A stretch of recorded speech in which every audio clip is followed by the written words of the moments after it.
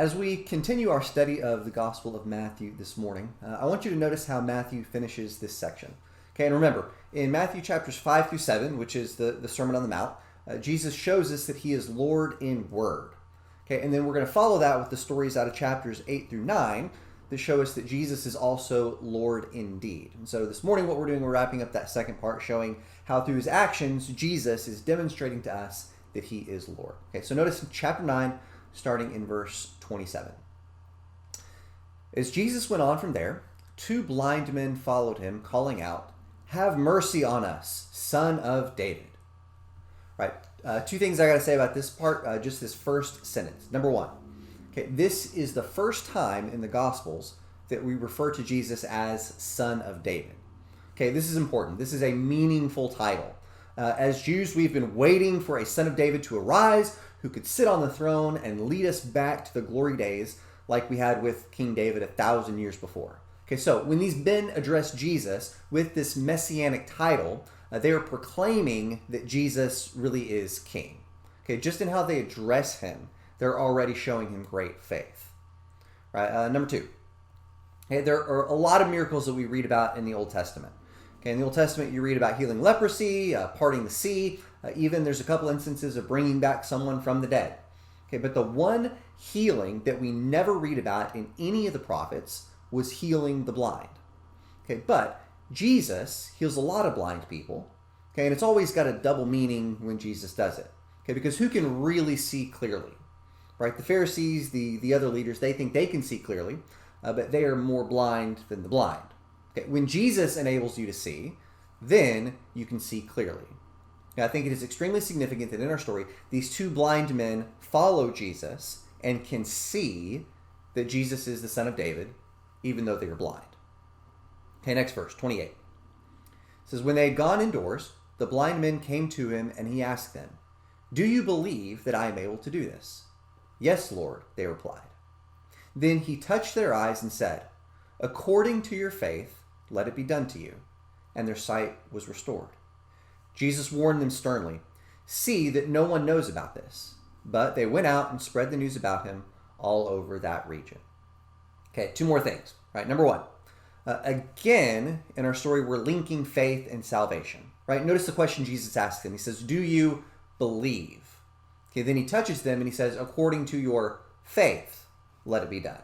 Right, I think that's significant. Honestly, I believe that Matthew wrote this entire gospel. Okay, all 28 chapters of this are written to ask us as readers this question: do we really believe in Jesus? Okay, do we really believe that he has the power to heal us? Right, and if we do, we can find salvation. If we don't, we won't. Okay, the question is, what kind of faith do you and I have today? All right, that's number one. Number two, I want you to, for just a second, put yourself in the shoes of these blind men.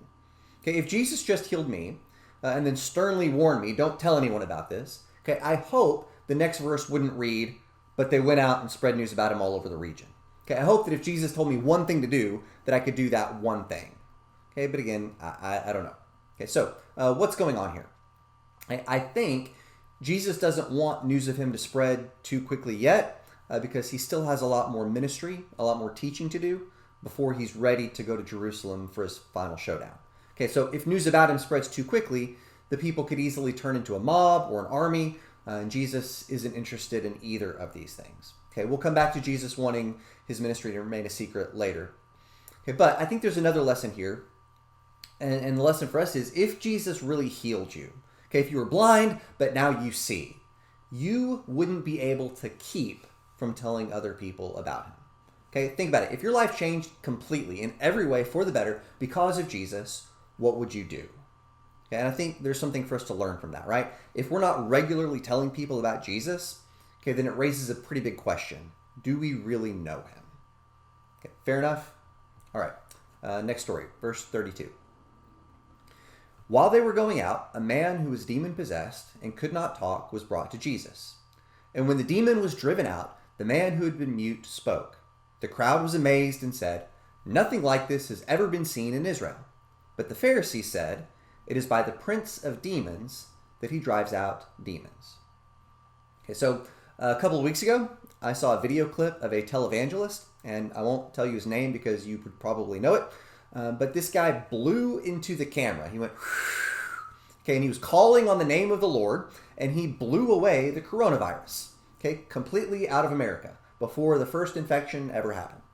Now, it's pretty easy for me to dismiss that guy as either crazy or misguided because his blowing into the camera didn't work, right? It didn't actually do anything. So, okay, after watching that clip, how seriously do I take that guy's teaching on Scripture? All right, but I want you to imagine if after he had done that, after blowing into the camera, that the next day the virus miraculously disappeared. Okay, now, how seriously would I have to take his teaching? Okay, now, I might not believe everything that televangelist taught, but I'd have to listen to him, and I would consider him very differently than I do now, right? So if you could back up your teaching with miracles, it's a whole different ballgame. And so back to our text, think about what's going on with Jesus, right? The Pharisees cannot deny that Jesus is actually doing these miraculous things. Blind people see, lame people walk, the mute can talk. Okay, that happened. So now they have to make a decision about how he's doing this, right? They can't say it's from God without taking his teachings very seriously. So their only other option is to say these healings must be from Satan. Okay, and so they will violently oppose Jesus. Okay, and we'll come back to that later in the application, but keep that in your brain. All right, last story that we need to get out on the table, starting in verse 35. It says, Jesus went through all the towns and villages, teaching in their synagogues and proclaiming the good news of the kingdom and healing every disease and sickness. When he saw the crowds, he had compassion on them, because they were harassed and helpless, like sheep without a shepherd. Then he said to his disciples, "The harvest is plentiful, but the workers are few. Ask the Lord of the harvest, therefore, to send out workers into his harvest field." Yet again, two things I need to say about this. Okay, in the first place, the metaphor of the crowds being like sheep without a shepherd, that's got a long history in the Old Testament. Okay, several times the prophets compare the people of God to sheep, and the leaders are either going to be good shepherds or bad shepherds. The most famous of these is probably Ezekiel chapter 34, where the prophet takes the leaders of Israel to task because they were being terrible shepherds. They cared only for themselves. But Ezekiel says there is a day coming when God will take compassion on his people, will send them a great shepherd. King David will arise again. He will be the good shepherd, and then his people will no longer be scattered like sheep. Because you think about it, scattered sheep are a really bad thing. I think for a modern metaphor, we probably wouldn't use that, right? But I think about how my kids would fare if I left them without supervision, right? All of you who are parents know what it's like when your kids are playing. And so long as you can hear the destruction going on, it's fine. But if ever you get about 2 minutes of silence, you immediately go check on them, right? Okay, no. My kids need leadership. They don't need to scatter. All of us need leadership too. We need desperately for Jesus to be our good shepherd. Okay, that's the first thing. Okay, number two. I think this closing paragraph sets us up for where we're going next. Okay, as we get into chapter 10 next week, we'll see Jesus give instructions, and he'll send out his 12 disciples to carry on his ministry, right? Following Jesus means we then have a responsibility to go out and be workers in the field. We too will be called to be leaders of people. And you think about it, we're kind of mixing metaphors here. We're sheep and shepherds. We're also like harvesters following Jesus. Okay, and that's our text this morning. All right, so we've already hinted at some applications today, but what do we do with this story? Right? How does this change anything about how I'm supposed to live on Monday through Friday? Okay, and as I was thinking about this week, and I was thinking about where we are in the world today with all of the lockdowns and the coronavirus and all the things going on, I keep coming back to the idea that leadership is incredibly important. Okay, you cannot overestimate just how important it is to have leaders that truly care about us. And I think this text can teach us a lot about what it means to lead like Jesus. You know, like all of you, I've been following the news, reading lots of news articles every day, and we're all reading about how at various times and in a bunch of different ways, we're looking for our leaders in our country today to lead. Okay, especially in a crisis, you need leadership, right? And it's kind of confusing because all the news that I'm reading about this is conflicting, right? Either our leaders did too much, or they didn't do enough, or they relied on the wrong experts, or they're using this crisis to promote themselves, or they care about the economy too much, or maybe not enough. Or maybe it's our safety that's really at stake. No, it's not safety. It's our liberty. It's our freedom that are at stake. And I know that this part will surprise you, but for most people, the real problems in leadership lie with the other party and how they're handling it, right? Okay, now, I have zero interest in getting political this morning, okay, but I have a great deal of interest in what it means to lead people, especially when they're in stressful and challenging situations like most of us are in today. Okay, because I don't care what arena you're in your life this morning. Okay, you, as a follower of Jesus, have leadership responsibilities, right? Whether it's where you work, whether it's in your family, whether it's just being a member at GCC, we have leadership tasks to do, and the leadership that we offer is incredibly important. So, thinking about this text, thinking about the things we read this morning, what can we learn about godly leadership? How can I lead more like Jesus? Okay, if you're the kind of person that wants to take notes, I've got 3 things for you to write down. Okay, these are the lessons in godly leadership from the life of Jesus. Right? Number 1, I think this is by far the most important, and that is that godly leaders are driven by compassion. Okay, Jesus led people because he loved them. In verse 36, it says very specifically, when he saw the crowds, he had compassion on them. Okay, the most famous verse in all of Scripture is probably John 3:16, and it tells us the entire reason Jesus came to this world was because God so loved us. Okay, Jesus was driven by his compassion. And so the other day, I got an email from my car insurance company, and it said they were going to refund me some money because with everyone in lockdown, car claims are way down. We're all driving a lot less. Okay, and I thought, wow, that's super compassionate of them. Okay, they could have pocketed that extra money, but instead they're giving some back. Okay, and then I read an article about it about a day later, and apparently there's a great deal of pressure from different consumer groups and some government entities, and they were literally threatening action against the car insurance companies if they didn't give some money back. Okay, also, I read about how they carefully factored exactly how much goodwill giving some money back was going to generate for them, and the amount that they're refunding is carefully calculated to maximize my sense of loyalty while costing that company as little as possible. Okay, now, I don't know the heart of the CEO of that company. I can't make any specific judgments about him or her. Okay, but I believe that a lot of big businesses and a lot of worldly leaders operate by asking only one question. Okay, how does this affect my bottom line? Okay, the only thing that matters for a lot of people in the world, a lot of leaders in the world, is maximizing profits.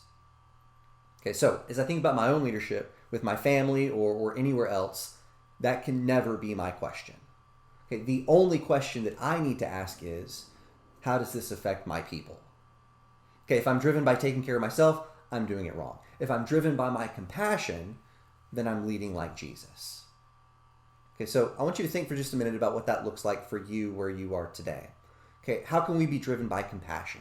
Right? Who around us do we need to check on? Who do we need to pray for? Who do we need to care for around us? How can I better use my skills, my abilities, the talents, the gifts that God has given me? How can I use those to show compassion around me? If I'm doing that, I'm leading like Jesus.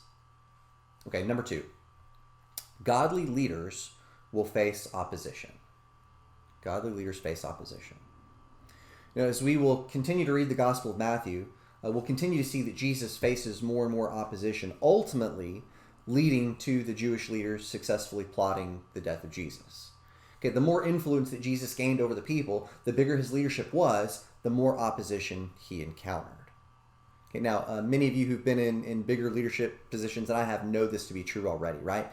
Whether you've ever been in church leadership or company leadership or whatever leadership you exercise in your life, okay, how well are you going to do if your goal is to keep everybody happy? Okay, how well are you going to be able to lead if your entire leadership mentality is avoiding conflict? No, you know that no matter what you do, you will face opposition. And in fact, the more leadership you possess, the more opposition you are likely to face. You know, I was talking to my wife just right now about leading our 2 boys through digital learning days. Okay, she's facing a lot of opposition in that. Okay, but is it her job to keep them happy, or is it her job to lead them through the things that they need? And I think this gets right to the heart of Christianity, because loving people and keeping them happy are not the same thing. Right? I love my sons. And because I love my sons, I don't always give them what will make them happy in the moment. No, I try to give them what's best for them, even when they don't always like it.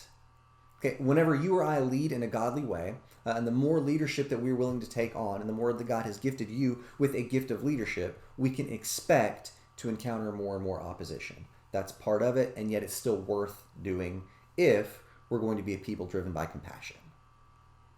All right, number 3. Godly leaders will seek to empower others to share in the leadership. Okay, godly leaders empower others. And again, this is where we're going next week with the commissioning of the 12 apostles. So I don't want to get too heavily into it here. Okay, but you notice one of the things that Jesus does really well in his ministry is that he empowers, he invested in other people to help them become leaders too. Again, I think about my experience with my own children. And I have my kids do chores, right? Whether it's folding laundry or putting away dishes or helping to rake leaves in the backyard. Right? I think about with all of those chores, I could probably do those things a lot faster if I just did them myself.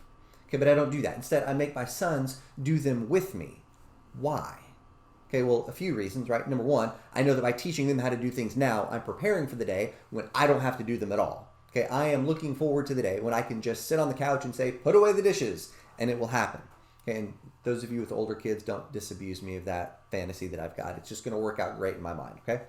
Okay, but the other reason that I'm doing this, the other reason that I make my kids do things, even if I can do it faster myself, is because I care about them, right? At the end of the day, I'm more interested in their development and in teaching them how to do things than I am in just getting things done myself. Now, I know that many of you have the same tendency that I do, okay? And when we're talking about things around church or wherever you have an opportunity to lead, often we get so focused on getting things done that we end up doing more than we should, rather than let our focus be on empowering people. Don't let them hear this part right now, but one of the lessons that our shepherds keep impressing upon me is that the most important thing around here is not getting as many things done as possible. The most important thing is engaging as many of our people as possible. Okay, people will always be more important than tasks. And you think about Jesus, he could have gotten a whole lot more done, but he always put people first. Okay, that's good leadership. Okay, so this morning, whatever arena you're in, wherever you find yourself leading this week, I'll hope you will look at how you can lead more like Jesus. How can we be a people more driven by compassion? How can we be a people who care more about people than we do about tasks, or even more than we care about ourselves?